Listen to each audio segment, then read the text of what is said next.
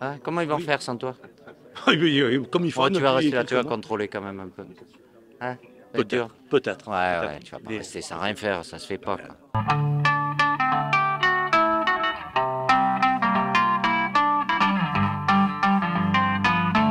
1er juillet 1976, ça a été mon premier jour de travail au Provençal, un stage d'été, puis un deuxième à l'été 78, et j'étais embauché en novembre 78. Donc voilà, ça fait à peu près 47 ans.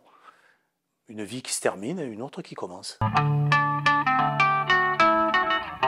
il y en a eu tellement. Moi, Jean-Pierre Papin, évidemment, mais aussi Chris Waddle, Eric Dimeco, Franck Sauzet, Didier Drogba, Fabrizio Ravanelli, Laurent Blanc, Mathieu Valbuena. Bon, pour moi, mon idole reste Josip Skoblar, et j'ai eu la chance de le connaître et de devenir son ami, donc c'était parfait pour moi. Il y en a eu beaucoup aussi. Gérard Gilly et Raymond Goethals. Ça, allez, on va dire que ce sont mes préférés.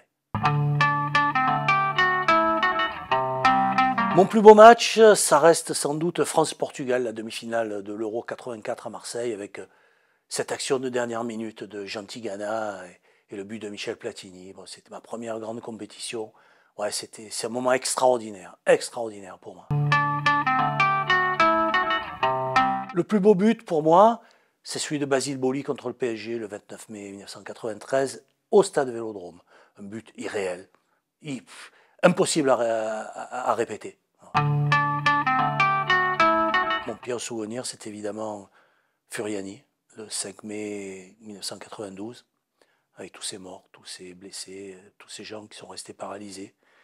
Beaucoup d'amis qui ont été gravement touchés. Moi, j'ai eu la chance de l'être peut-être un petit peu moins, même.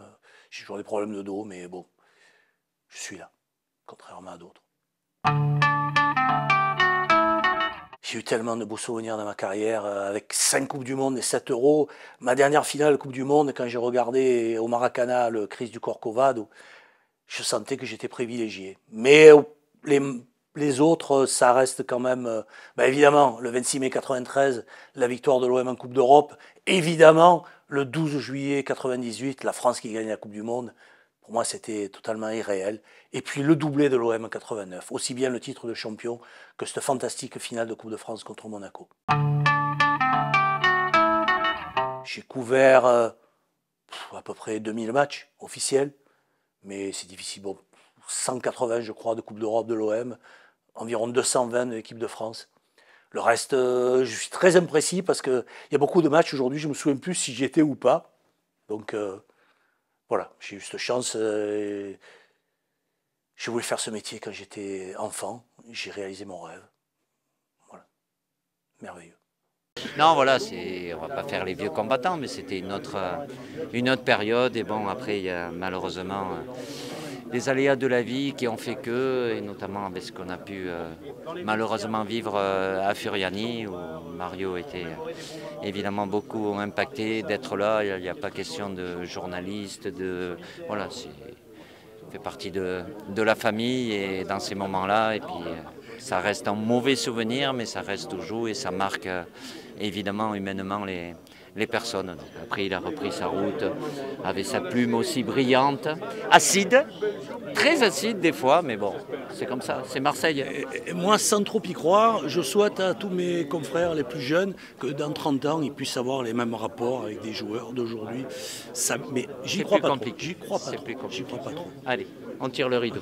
Enfin, pas complètement quand même. C'est tout simplement une des mémoires de l'OM qui s'en va. C'est le grand spécialiste de l'histoire du club. Il connaît depuis l'histoire de ce club depuis des années. Je suivais particulièrement ses rubriques sur les anciens matchs, les compos, des années quand j'étais gamin, quand je suivais l'OM.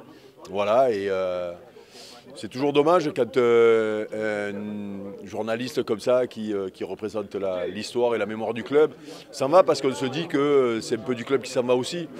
Mais je suis pas mort. Non, mais et puis c'est surtout le fait que les jeunes, on va arriver à des gamins qui n'auront pas connu notre génération, et c'est normal, c'est l'histoire de la vie, quoi.